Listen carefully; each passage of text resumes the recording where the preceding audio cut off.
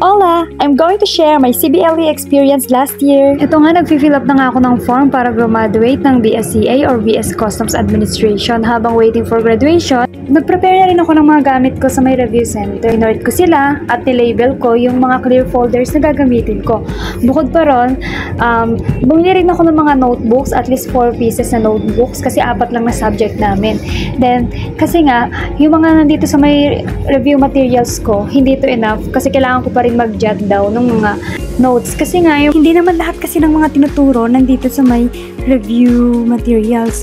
Dapat talaga mag-jot down pa rin. Kaya isa yan sa mga tips na nakatulong sa akin. Hindi na double check ko baka kasi may na-miss na topic at sa mga pages. Since mukhang wala naman, proceed na ako sa may na-setup ko na desk. Ito nga yung una kong setup. So fast forward, ito nga, estudyante pa ako. Tapos graduate na ako ng BSCA. This day, graduation day ko na. Tapos broken hearted pa ako dito this day. Pero nagawa ko pa rin ngumiti. Dahil nahirap nga ako sa pag-review sa pagiging broken, sinabihan ko na kagad yung parents ko na 2024 ko na napapasa ang exam. And then, ayun nga, focus muna ako sa sarili ko kung paano ko ibuuin yung sarili ko, i-heal, yan. Tapos nag-play ako ng instrument, kanta-kanta, para libangin ko na lang yung sarili ko. Pero may mas malalang pagsubok dumating sa buhay ko. Yun ay ang nawalan ako ng mahal sa buhay, which is sobrang lapit niya talaga sa akin. Yan nga, umabot ng pagluluksa ako hanggang May. Ang hirap talaga that time, pero sinabi ko nga sarili ko hanggang kailan ako magiging ganito. Kaya I have no choice to surrender to God.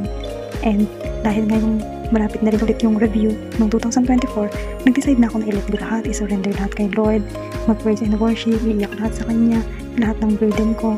Tapos yung problema ko na hindi ako makatulog. Ang ginawa ko na lang, sinabihan ko yung family ko na may problema ako. Hindi na ako nakatulog. Hindi ko alam kung bakit. Nakamubong naman ako sa lahat ng nangyari. Yung boyfriend ko rin kasi nag-encourage sa akin na lumapit ako sa may psychiatrist. Dahil nga, sabi ko nga sa kanya, nahihirapan na ako. Hindi ko alam kung kakayanin ko pa ba dahil hindi na nga ako nakakatulog. Humanap ako ng sleep doctor or psychiatrist at bigay ng gamot na pampatulog at antidepressant. Pero question ko ang doktor, bakit mo ako bibigyan ng ganito? Kasi nga, ako, nakabuon na ako at hindi na ako malungkot. Wala na akong problema iniisip bago ako mag-review.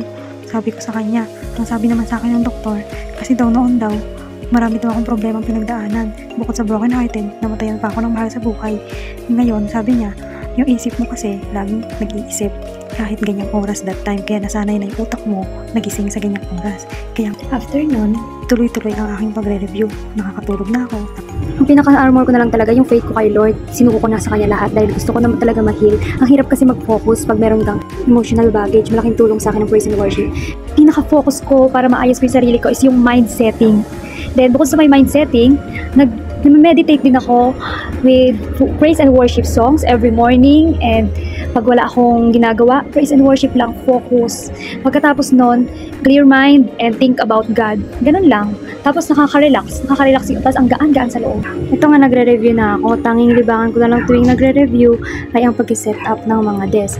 Yung mga desk na yan, paiba-iba kasi nga talaga mahilig ako mag-arrange, maglinis ng mga desk para hindi ako ma-bored. Yun na lang yung libangan ko bukod sa pagkanta-kanta. Tapos ito, kinakain ko rin yung mga cravings ko. Pasyal-pasyal ako sa mga bukid-bukid kasi para ma-refresh naman. Yan ang impact ng focus sa may meditation. Magkakaroon ka ng clear mind, naayos yung mind setting mo, makukuha mo yung goals mo, ganun lang kadali. Pero, syempre sa umpisa, mahirap. Pero pag nasanay ka, magiging madali na lang sa'yo. Hanggang sa maging habit mo na. Dapat talaga yung targetin natin yung mind setting natin, focus lang kay Lord, then focus sa goal. Pag na burn out, gawin ang gusto. Pag napapagod, magpahinga. Okay, fast forward, ayun nga, first day of exam may mga nag-back out din.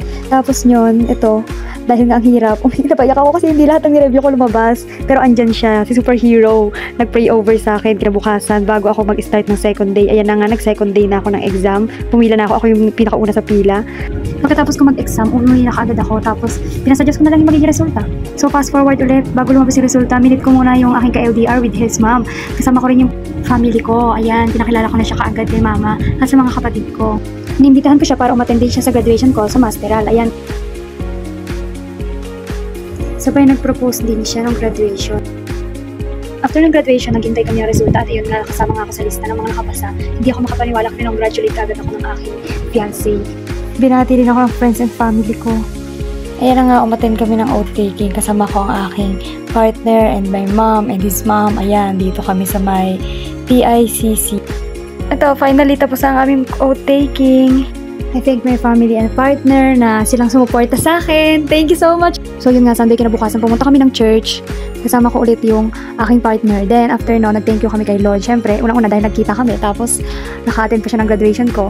And then, successfully ako nakapasa ng board exam. So many blessings and I glorify Jesus Christ. Thank you so much talaga kay Lord. Lahat ng aming prayer, pinakinggan niya. So yun nga, sana marami kayo natutunan and maging prepare kayo and good luck sa mga examinees this year. Makakapasa kayo, kaya niyang focus lang, then pray.